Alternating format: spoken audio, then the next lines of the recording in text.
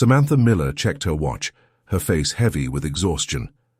Another grueling shift at Lincoln Community Arts School in Springfield, Illinois, was winding down.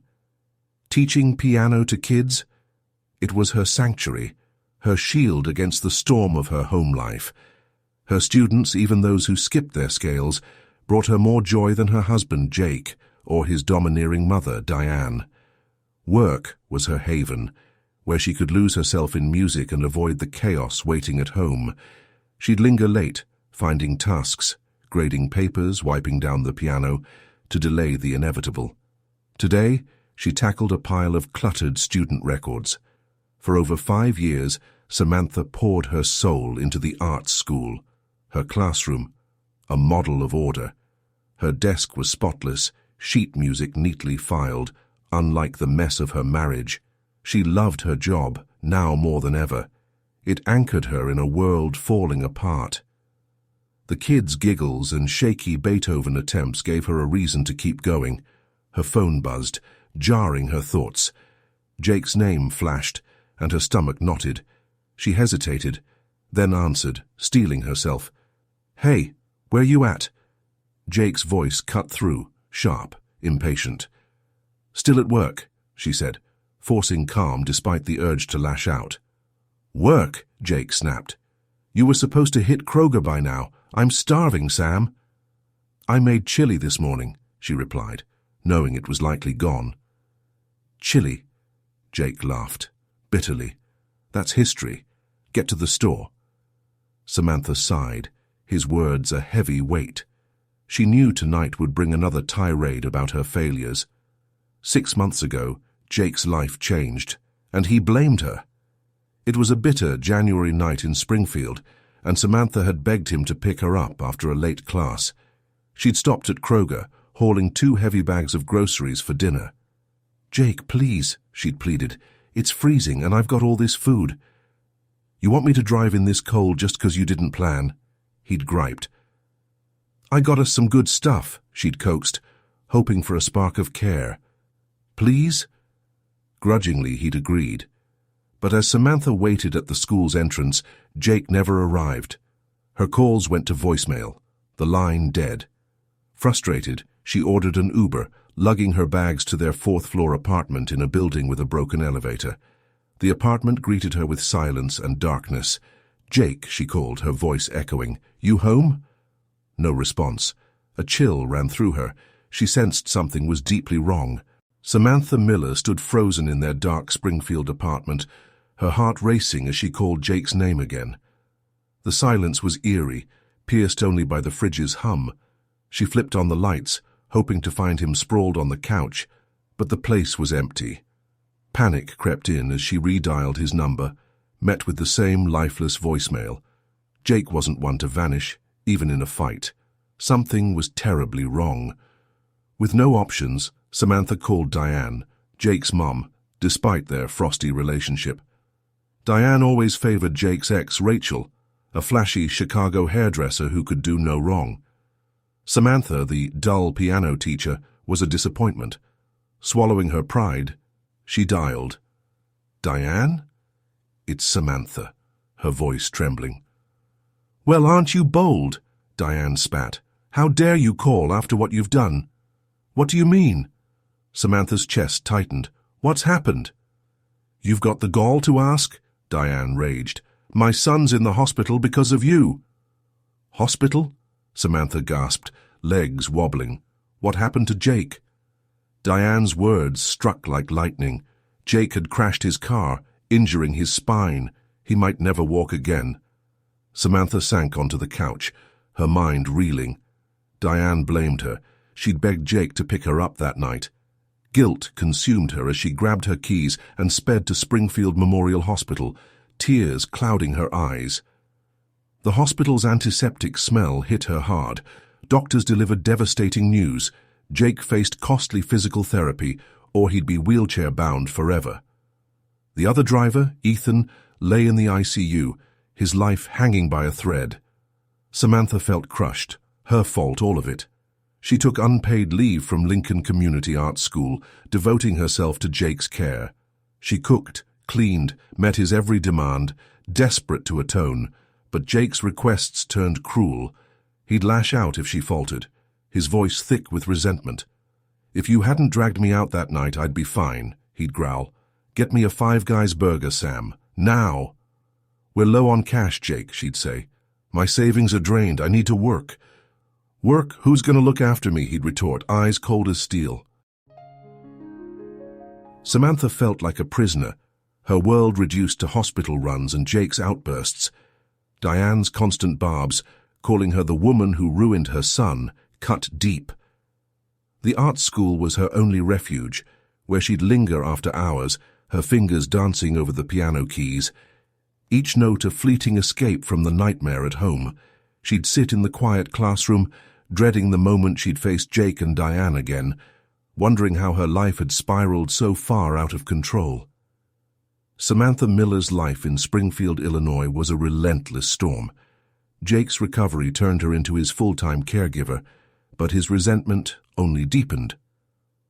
One evening, as she scrubbed dishes in their cramped apartment, Jake wheeled into the kitchen, his face sour with frustration. "Sam, I've got a plan," he said, voice slick. "We're moving in with Mom." "Diane's?"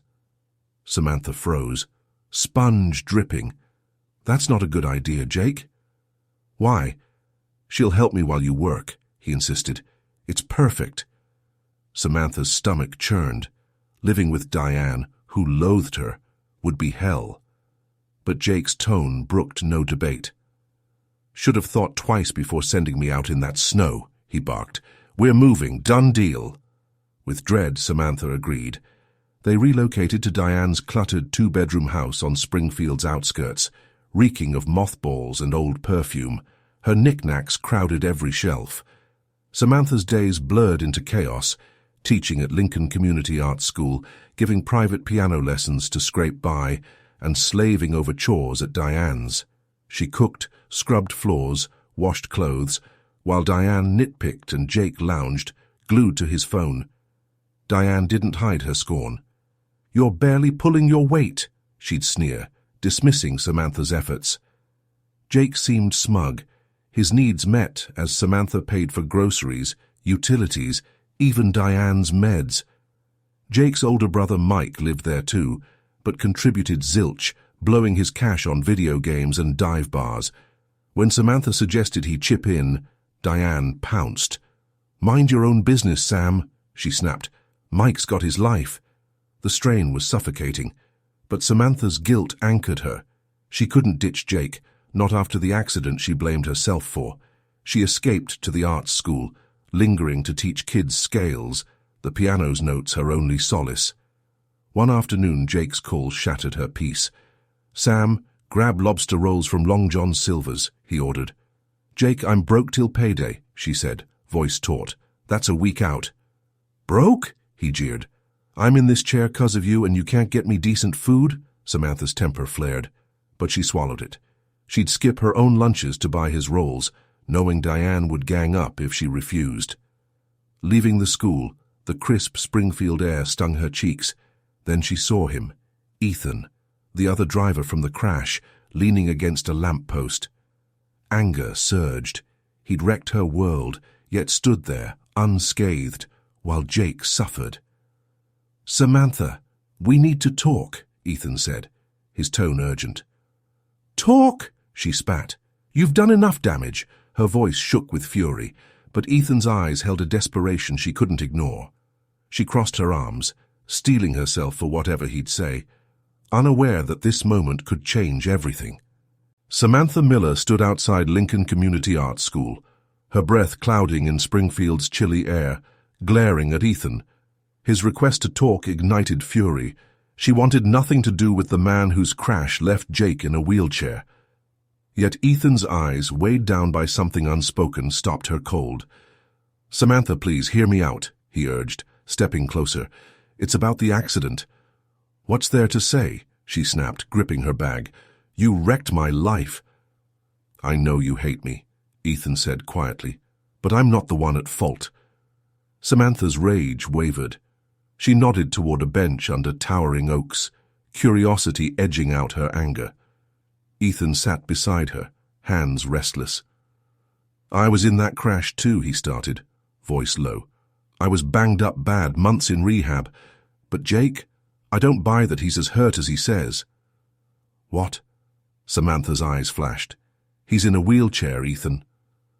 "I'm not convinced," Ethan said, shaking his head. "I was going 25 miles an hour tops, and because of the snow, no way I caused that damage." Samantha's thoughts spun. Jake was a speed demon, tearing through Springfield streets like they were his playground. He'd gotten tickets before, only escaping fines because his pal Steve, a local cop, covered for him. Ethan's words sowed doubt. "You're saying Jake was reckless?" she asked, voice shaky. "I'm saying he might have been speeding," Ethan replied. "Maybe ran a red light. My dash cam could have proved it, but it disappeared after the crash." Samantha leaned back, the bench's cold wood biting through her coat. Could Jake have lied?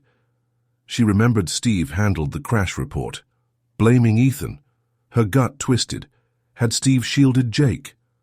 "I need that dash cam, Samantha," Ethan said, voice desperate. "It's my only chance to clear my name. Can you check at your place?" "We're at Diane's now," she murmured. "It'd be like finding a needle in a haystack." "Please try," he pleaded. "I could go to jail for something I didn't do." Samantha paused, then nodded. They exchanged numbers. She vowed to call if she found anything. As Ethan left, a flicker of purpose sparked in her. If Jake was hiding the truth, she needed to know, for Ethan and herself. She drove to Diane's, her mind racing. The house was empty, Jake and Diane out. Heart pounding, Samantha crept into Diane's cluttered bedroom, stuffed with old photos and junk. She searched under the bed, in drawers, anywhere a dash cam might be stashed. Nothing. Exhausted, she slumped to the floor, muttering to herself. "You didn't think it'd be easy, Sam, did you? Keep looking." Her resolve hardened. The truth was out there, and she wouldn't stop until she found it. Samantha Miller's hunt for the truth in Springfield, Illinois, felt like chasing ghosts. Ethan's hint that Jake might be lying about the crash drove her, but Diane's house held no answers. The next morning she slipped out early, dodging Jake's gripes and Diane's scowls, and headed to Lincoln Community Art School. She needed clarity, and Emily, the violin teacher and her friend of over 10 years, was her anchor. They'd shared countless coffees and confidences in the staff room. Samantha found Emily tuning her violin, the air thick with rosin's sharp scent. She poured out everything, Ethan's doubts, Jake's potential deception, the missing dashcam. "I'm lost," Samantha sighed, clutching a steaming coffee mug. "What if Jake's playing me?" "Girl, I've been telling you," Emily said, setting her violin aside. "Jake's using you, and Diane's in on it. You're not his maid." "I feel so guilty," Sam confessed. "That crash was on me." "No way," Emily shot back. "He was driving, not you. Drop his baggage." Emily's words shattered Samantha's guilt, igniting a flicker of resolve. She'd been blind, letting Jake's family bleed her dry. Over coffee, Emily's eyes sparkled with a plan.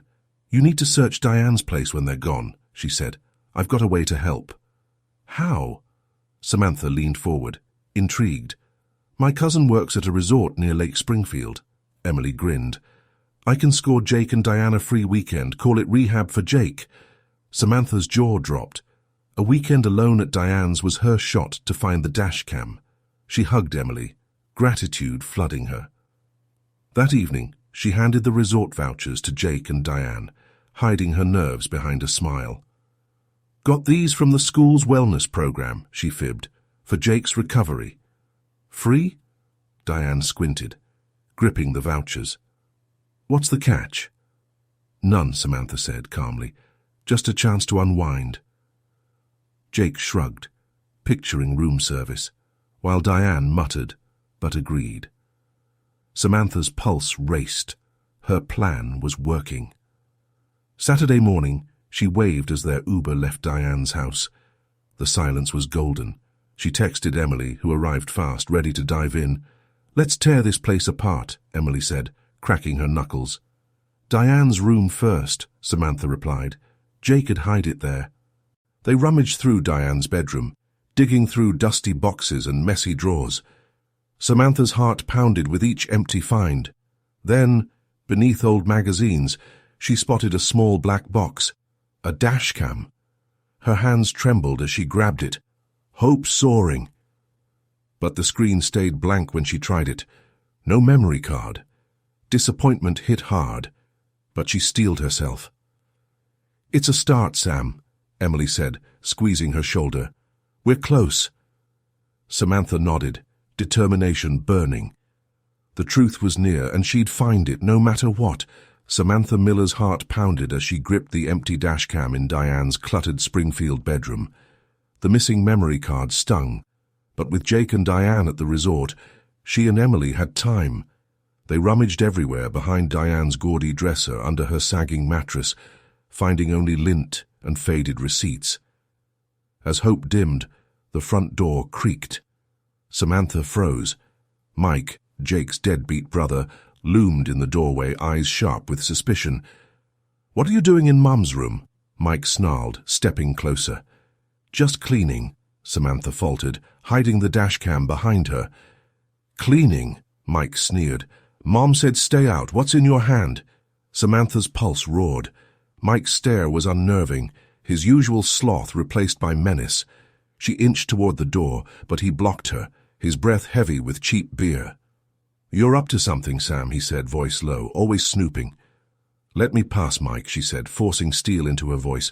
"I'm doing chores." He didn't move, his gaze chilling. Emily stepped up, brandishing her phone. "Back off, Mike," Emily snapped, "or I'm calling the cops." Mike chuckled, but his eyes wavered. He stepped aside, muttering curses. Samantha and Emily bolted, the dash cam safe in Samantha's bag. Outside, Springfield's crisp air steadied her nerves, though Mike's intensity rattled her. At Emily's cozy apartment, over steaming tea, Samantha vented. "He's so creepy, Em," she said, sinking into the couch. "What if he snitches to Diane?" "Let him," Emily said. "You're not wrong here. That dashcam's proof. Jake's hiding something." Samantha nodded. "Resolve firming." She texted Ethan about the dashcam, noting the missing card. He replied fast, "Keep searching. I'll check my side." The next day, back at Diane's, Samantha overheard whispers as she passed the living room. Jake and Diane were back, huddled with Mike. "It's safe, right, Mom?" Jake asked, voice tense. "Chill," Diane hissed. "It's stashed where she'll never find it." "If Sam gets it, we're screwed," Jake muttered. Samantha's breath hitched. They meant the dashcam's memory card or something bigger. She slipped into the kitchen, clattering dishes to seem busy, her mind churning. Jake's secret was here, and Diane was complicit. She needed another chance to search. But with Mike skulking and Diane's sharp eyes, it'd be tough. That evening, chopping carrots for dinner, Diane stormed in, her face a mask of suspicion. "You were in my room, weren't you?" Diane accused, pointing a finger. "Just tidying," Samantha lied, heart racing. "Stay out," Diane barked, "or you'll wish you had." Samantha nodded, but defiance flared within her. The truth was near, a whisper away, and she'd unearth it, no matter the cost. She gripped the knife tighter, her eyes locked on the carrots, but her mind was already planning her next move. Samantha Miller's resolve flared as she scrubbed dishes in Diane's Springfield kitchen, the clatter of plates hiding her racing thoughts. Jake's hushed talk about a secret, likely the dashcam's memory card, gnawed at her. She needed to move, but Diane's sharp eyes and Mike's eerie presence loomed large. While folding laundry, she caught Diane and Jake whispering in the living room. "Keep her in line," Diane hissed. "She's too bold." "Mom, what can I do?" Jake groaned. "Push too hard, she'll bolt. No more free ride." "We need her cash," Diane snapped. "Mike's useless, and my savings are for that Florida cruise." Samantha's gut twisted. They were milking her guilt, keeping her caged. Fury bubbled, but she stayed silent, retreating to her room with Jake. Alone, she schemed to search Diane's room again. She needed them gone. The next morning she called Emily, voice low. "Em, I need them out," Samantha said. "They're hiding something huge." "Got you," Emily said. "I'll fake a crisis. Diane's sister needs her indicator. Jake'll tag along." Samantha smiled, thankful for Emily's cunning. By noon, Emily's ruse worked. Diane and Jake sped off to help Diane's sister, leaving Mike at work. Samantha rushed to Diane's bedroom, pulse racing. She scoured closets, checked floorboards, dug through a tacky jewelry box. Nothing. Despair crept in until she spotted a loose vent cover. Prying it open, she found an envelope with a memory card. Her breath hitched. This was it. She pocketed it and texted Ethan, "Got a card, Washington Park, 6 p.m. Leaving the house, she froze as Mike's truck rolled up, his eyes pinning her. Panic surged, but she faked a smile. "Where you headed?" Mike asked, leaning out. "Just a walk," Samantha said, hurrying off. At Washington Park, Ethan waited by the fountain, face taut. Samantha handed over the card, hands trembling. "If this is it, you saved me," Ethan said, plugging it into his laptop. "Fingers crossed," she said, eyes glued to the screen. The video loaded. A snowy Springfield night. Jake's car barreled through a red light, crashing into Ethan's truck. Samantha gasped. Jake had lied. Ethan's face lit with relief. "This clears me," he said, but Jake's pal Steve fudged the report. "We'll nail him." Samantha swore, anger surging. "He's not dodging this." As dusk fell over the park, Samantha felt unburdened, the truth a sword in her grip. But back at Diane's, the real battle loomed. Jake's lies ran deep, and she was ready to tear them apart, piece by piece. She glanced at Ethan, his gratitude unspoken but clear, and knew she'd made the right call. The memory card was her key to freedom, and she wasn't letting go. Samantha Miller's pulse raced as she left Washington Park, the memory card's truth searing her pocket. Jake's lie, that he was the victim in the Springfield crash, was exposed, and she was done being played. At Diane's house, trouble waited. Jake and Diane sat in the living room, faces grim as she entered. Mike hovered, his smirk chilling. "Where you been, Sam?" Jake barked, wheeling close. "You're slacking." "Work," Samantha said coldly, holding his stare. "You know, paying your bills." "Don't get smart," Diane snapped, jabbing a finger. "You're here to serve, not sass." Samantha's anger flared. Their entitlement, feeding off her guilt, was unbearable. She stayed silent, but defiance grew. That night, chopping onions in the kitchen, Mike slunk in, eyes gleaming with spite. "Saw you sneaking," he said. "Too close. Looking for trouble?" "Back off, Mike," she warned, tightening her grip on the knife. "Or what?" he sneered. "You're nothing without Jake." Emily's text interrupted. "Meet me, big news."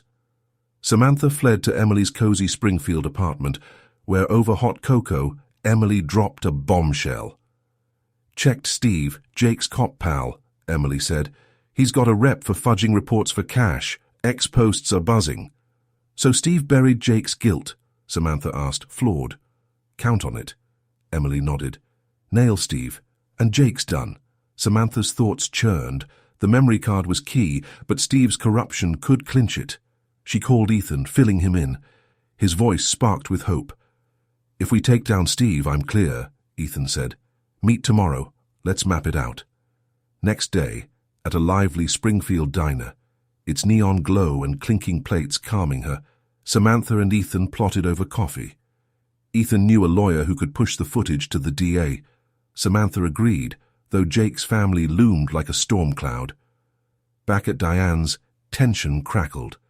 Jake cornered her in the hall, eyes dark. "You're acting off, Sam," he growled. "What's going on?" "Just tired," she lied, dodging his gaze. "Tired of your lies," she thought, Diane's voice sliced through. "She's trouble, Jake." Samantha ignored them, retreating to her room. Alone, she re-watched the footage, Jake's car blasting through a red light. Her resolve solidified. She'd end this farce. A creak at the door stopped her cold. Mike stood there, tossing a folder at her. "Found this in Mom's room," he said, grinning. "Jake's medical records. He's been walking for months." Samantha's jaw hit the floor. The papers proved it. Jake's injury was minor, his wheelchair a sham. Rage surged. Jake had conned her, and Mike's sly look hinted he knew more. The truth was unraveling fast, and Samantha was ready to fight back, armed with proof and a fire in her gut. She clutched the folder, her next move forming, as the house's shadows seemed to close in. Samantha Miller gripped the medical records in Diane's shadowy Springfield hallway, proof Jake had faked his disability for months. Her anger blazed, but Mike's sly grin screamed caution. She stashed the folder in her bag, heart thumping, as Diane's voice thundered from the kitchen. "You're scheming, Sam," Diane accused, "charging in. I know you stole something." "Didn't take a thing," Samantha lied, pulse racing, "just doing my chores." Diane's glare sharpened, but she retreated, muttering threats. Samantha locked herself in her room, texting Emily, "Jake's walking. Got proof. Need a plan." Emily shot back, "Get here, now." At Emily's apartment, fresh coffee's aroma steadied her as they plotted. "Jake's a con," Emily said, slamming her mug. "Hit him with those records." "Diane and Mike are hounding me," Samantha said, "and Jake's cheating with Rachel." "That hairdresser ex?" Emily gasped. "How do you know?" "Mike ratted," Samantha said. "He's causing chaos. Maybe to screw Jake." Emily's eyes sparkled. "Let's use it." They planned to confront Jake with the records and dashcam footage, forcing a confession. Next day, Samantha met Ethan at Springfield's Cozy Dog Diner, its retro buzz calming her. Ethan had news. His lawyer was set to send the video to the DA, targeting Steve's crooked report. "If Jake folds, Steve's done," Ethan said, sipping soda. "You in?" "All in," Samantha said. "Resolve like steel." At Diane's, suspicion choked the air. Jake rolled in, his fake disability now sickening. "You're off, Sam," he growled, eyes searching. "Spill." "I know you're walking, Jake," she said, voice firm. "And about Rachel?" Jake blanched, then scoffed. "You're nuts!" Diane stormed in, face twisted. "How dare you slander my boy?" Diane yelled. "You're the issue." "I've got proof," Samantha fired back, flashing the folder. "Your son's a fraud." Silence hit like a brick. Mike slithered in, grinning. "Told you she'd find it," he mocked Jake. Pandemonium broke. Diane shrieked, Jake cursed. But Samantha stood tall, voice slicing through. "I'm done," she said. "I'm out, and I'm taking the truth with me." She grabbed her bag and bolted, Springfield's night air cool on her face. At Emily's, she crashed on the couch, adrenaline ebbing. Emily handed her a beer, eyes blazing. "You're free, Sam," Emily said. "Let's bury them." "Justice first," Samantha replied, clinking bottles. Her phone pinged. "Ethan." "DA's on Steve, Jake's next." Samantha grinned, a weight lifting. Jake's web of lies was collapsing, and she was forging a new path, truth by truth. She sipped her beer, the diner's neon glow lingering in her mind, and felt unstoppable. The records, the footage, her courage, they were her weapons, and she'd wield them to end this nightmare, no matter what Jake's family threw at her. Samantha Miller's new life in Springfield, Illinois glowed like a sunrise. With Jake's medical records and dashcam footage, she'd exposed his lies. The DA charged Steve, Jake's crooked cop friend, for faking the crash report, and Jake faced heat for fraud and reckless driving. Samantha settled into a cozy apartment near Lincoln Park, her piano's melodies filling it with hope. Emily and Ethan were her rocks, their support a lifeline.